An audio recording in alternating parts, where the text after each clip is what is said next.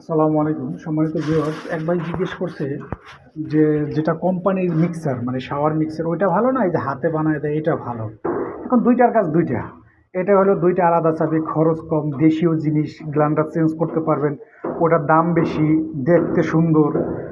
এরপর মনে করেন ওইটাও দেশি কোম্পানির মধ্যে আছে, মানে ওটা চেঞ্জ করতে গেলে এক্সপেন্সিভ বেশি হয়ে যায়, কারণ আপনার মনে করেন শাওয়ার অনেকেই ঝর্ণায় ব্যবহার করে না, হালকা পাতলা যদি করে ওইটাই ব্যবহার করতে একটু সুবিধা। এটা দুইটা দিয়ে ঘুরে মিক্স করন লাগে। এখানে চাইলে আপনি একটা বালতির ট্যাপ বসাইতে পারবেন মিক্সার। এটা 6 ইঞ্চি মিডল আছে এটা থেকে এটা, এই আর কি দুইটায় দুই ডিফারেন্স। আর একটা বিষয় জিজ্ঞেস করছিল যে এই পাইপটা আপনি এত কাছে দেন কেন।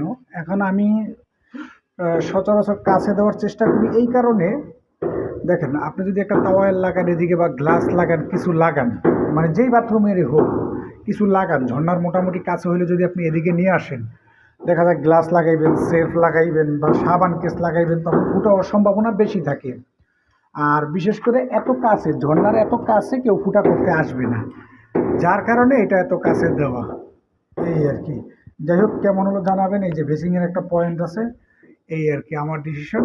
আপনাদের কেমন লাগলো সেটা অবশ্যই আপনারা কমেন্টে জানাবেন। ধন্যবাদ সবাইকে। আসসালামু আলাইকুম।